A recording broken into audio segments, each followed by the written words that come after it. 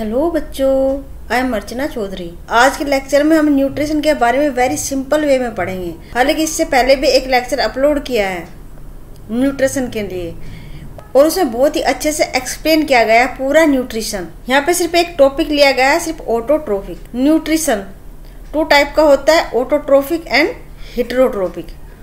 Auto means self, स्वयं।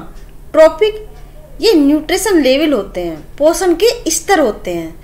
मतलब पोषण के स्तर पे ये पहले नंबर पे हैं। ये ऑटोट्रोफिक है, मतलब ये अपना खाना खुद प्रिपेयर कर रहे हैं। ये पोषण के स्तर होते हैं ना, ऐसे। ये एनर्जी पैरामिड है जिसके बारे में हमेशा से पढ़ते आए हैं ना, छोटी क्लास से ही। इसमें जो सबसे नीचे का लेवल है बॉटम में, वो होते हैं प्लांट, वो होते हैं ऑटोट्रोफ। उसके बाद का जो होता है वो होते हैं हर्बीवोर, मतलब जो इनको खा रहे हैं। और ऊपर के होते हैं कार्निवोर, मतलब जो इन हर्बीवोर को खा रहे हैं। और एक बीच में भी होता है ओमनीवोर्स, मतलब कभी वो हर्बीवोर हो जाते हैं और कभी वो कार्निवोर होते हैं। लेकिन इन ओमनीवोर्स को कहाँ रखा जाए, अभी तक साइंटिस्ट ये समझ नहीं पा रहे हैं कि इन्हें हर्बीवोर के बाद रखा जाए या कार्निवोर्स के बाद रखा जाए। क्योंकि ओमनीवोर्स मतलब ये सब कुछ खाते हैं, कभी हर्बीवोर हो जाते हैं और कभी ये कार्निवोर्स हो जाते हैं। ठीक है, जैसे डॉग हैं, ह्यूमन बीइंग भी ओमनीवोर्स में आते हैं। और ये पिरामिड का जो लेवल है ये ऊपर घटता चला जाता है ना, इसलिए तो पिरामिड शेप दी है ऐसे। इसका मतलब क्या है, यहाँ पे 100% एनर्जी है। 100% क्यों है? क्योंकि जो प्लांट्स हैं वो खुद प्रिपेयर कर रहे हैं अपना खाना through the process of photosynthesis. उसके बाद का जो लेवल है वो छोटा होता जा रहा है। क्यों होता जा रहा है? क्योंकि जो प्लांट है 90% एनर्जी खुद ही कंज्यूम कर लेते हैं और बाकी बची 10% वो ट्रांसफर कर दी जाती है दूसरे लेवल पे। यहाँ पे अगर 100% है तो यहाँ पे होगी 10%, और इसके बाद भी होगी 10 का भी 10%, 10 का भी 10%। कितना होगा 10 का 10%? यही वजह है कि जो लोइन है ना दुनिया में सबसे कम है ना, क्योंकि सबसे ऊपर है। ऊपर मतलब इसमें एनर्जी लेवल सबसे कम है, इसलिए जो लोइन की संख्या है ना वो कम है। और हेटेरो मीन्स होता है different. Hetero means different, trophic means पोषण के स्तर, मतलब इनका पोषण स्तर अलग अलग होता है। मतलब ये ऑटोट्रोफ नहीं होते हैं, हर्बीवोर होते हैं, कार्निवोर होते हैं, या पैरासाइट होते हैं, या सैप्रोफिटिक होते हैं। ये दूसरे लेक्चर में देखेंगे, है ना। पहले लेक्चर में वैसे इसको समझाया गया है बहुत अच्छे से।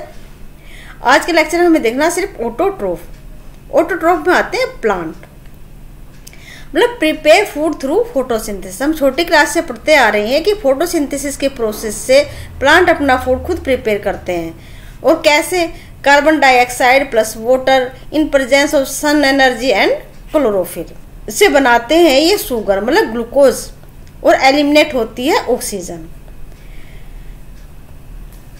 कार्बन डाइऑक्साइड और वाटर से ही क्यों ये सीधे नहीं बना लेते हैं, मतलब in presence of sun energy या क्लोरोफिल की इनको क्यों जरूरत है? एक्चुअल में देखो, यहाँ कार्बन कितने एटम है? 1। यहाँ कितना है? 6। यहाँ ऑक्सीजन के एटम कितने? 2। यहाँ कितने? 6।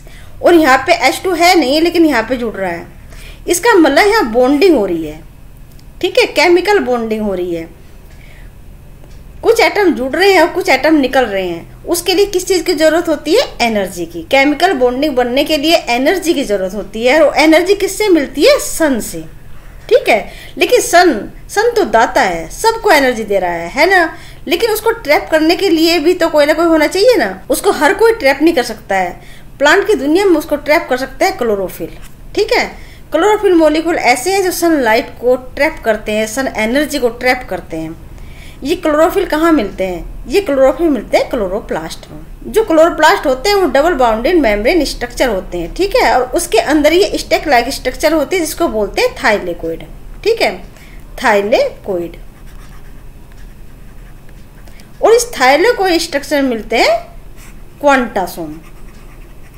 क्वांटासोम, ये क्वांटासोम कुछ नहीं होते। जो लाइट एनर्जी है ना उसको बोलते हैं क्वांटा, वो पैकेट के रूप में होती है। ठीक है, क्वांटा को ट्रैप करने की जो बॉडी होती है, सोमा मीन्स बॉडी, उसको कहते हैं क्वांटासोम। और एक क्वांटासोम में 230 से लेकर 250 तक क्लोरोफिल मॉलिक्यूल होते हैं। मतलब क्वांटासोम कुछ नहीं है। क्वांटासोम क्या है?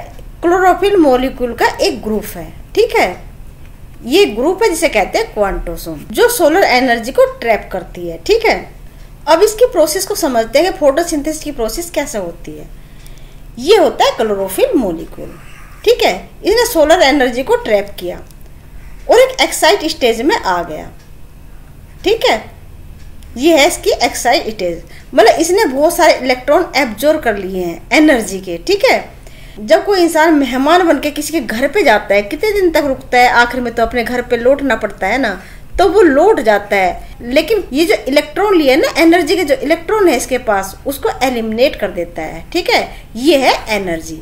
क्योंकि जो एनर्जी है ना, वो कभी भी वेस्ट नहीं जाती, कैसी भी एनर्जी क्यों ना हो, किसी भी फॉर्म में एनर्जी क्यों ना हो, वो कभी भी वेस्ट नहीं जाती। और ये इलेक्ट्रॉन है, एनर्जी के जो इलेक्ट्रॉन है, उनको यूज किया जाता है एटीपी फॉर्मेशन में, एडिनोसिन ट्राइफॉस्फेट, जो बनते हैं एडीपी से, एडीपी प्लस फॉस्फेट से। जो फॉस्फेट है ना, इसकी बॉन्डिंग करने के लिए जो एनर्जी चाहिए वो आते हैं इन इलेक्ट्रॉन से, मतलब एटीपी बन जाती है, जो है energy currency of the cell.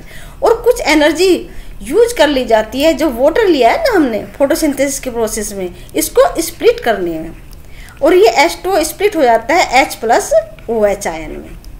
ठीक है, और जो ये हाइड्रोजन है, ये यूज कर लिए जाते हैं इस CO2 के द्वारा, इस CO2 में, मतलब इस CO2 का रिडक्शन करने में हाइड्रोजन को यूज कर लिया जाता है।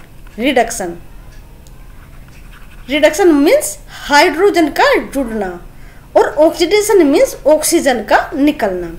लेकिन ये हाइड्रोजन जुड़ते हैं इस CO2 से, मतलब इसमें हो रही है केमिकल बॉन्डिंग, इसको जरूरत है एनर्जी की। ठीक है, और एनर्जी की हेल्प से CO2 का रिडक्शन हो जाता है किसमें, C6H12O6, और ये H कहाँ से आए हैं, ये H2 के स्प्लिटिंग से आए हैं। ठीक है, तो बन जाता है C6H12O6, मतलब शुगर बन जाती है। और ये जो ऑक्सीजन है, ये एलिमिनेट हो रही है इन OH से। कैसे, OH प्लस OH, मतलब 2 मॉलिक्यूल इसके और 2 मॉलिक्यूल इसके, बनता है क्या, H2O, H2O प्लस ऑक्सीजन। ठीक है, ये ऑक्सीजन भी कहां से आई, H2O के स्प्लिटिंग से। ऑक्सीजन का निकलना क्या होता है, ऑक्सीडेशन, मतलब H2O का हो रहा है ऑक्सीडेशन, और CO2 से बन रहा है C6H12O6, मतलब इसमें हाइड्रोजन जुड़ रहे हैं, मतलब इसका हो रहा है रिडक्शन। रिडक्शन मतलब एक क्वेश्चन आ सकता है कि फोटोसिंथेसिस की प्रोसेस में किसका रिडक्शन हो रहा है और किसका ऑक्सीडेशन हो रहा है। तो CO2 का हो रहा है रिडक्शन और H2O का हो रहा है ऑक्सीडेशन, क्योंकि H2O से ऑक्सीजन निकल रही है, ठीक है ना, एलिमिनेट हो रही है, और कार्बन डाइऑक्साइड में हाइड्रोजन जुड़ रही है, तो इसका हो रहा है रिडक्शन। तो ये है पूरी प्रोसेस फोटोसिंथेसिस की। ये एनसीईआरटी बुक में दिया हुआ है, एनसीईआरटी की बुक में दिया हुआ है, जो हमने सब कुछ समझ लिया है अच्छे से। एक बार देखते हैं क्या दिया हुआ है। Absorption of light energy by chlorophyll, ये हमने देखा। Conversion of light energy to chemical energy and splitting of water molecule into hydrogen and oxygen, ये भी हमने देखा। Reduction of carbon dioxide to carbohydrate, ये भी हमने देखा। तो हमने पूरी प्रोसेस को समझा, किस तरीके से फोटोसिंथेसिस की प्रोसेस होती है। मेरे ख्याल से रिकैप की जरूरत नहीं है, लेकिन फिर भी करते हैं। Carbon dioxide plus water equal to C6H12O6 plus oxygen. H2O की स्प्लिटिंग से ऑक्सीजन एलिमिनेट होती है, जो हाइड्रोजन निकलते उससे रिडक्शन होता है कार्बन डाइऑक्साइड का, जिससे बनता है ग्लूकोज मॉलिक्यूल। ठीक है बच्चों, तो ये मैंने एक बार फिर बहुत ही सिंपल वे में समझाने की कोशिश की है, क्योंकि थोड़ा सा टफ टॉपिक है। तथा न्यूट्रिशन को एक ही लेक्चर में पढ़ने के लिए ऑटोट्रोपिक एंड हेटेरोट्रोपिक ये पहले लेक्चर में पढ़ाया गया है, उसे आप फिर एक बार देखिए, रिवीजन कीजिए। मैंने बहुत अच्छे समझाने की कोशिश की है, उम्मीद करती हूँ कि आपको पूरा समझ में आया होगा। अगर आपको अच्छे समझ में आया है तो इसे सब्सक्राइब करें एंड लाइक एंड शेयर करना ना भूलें। Thank you.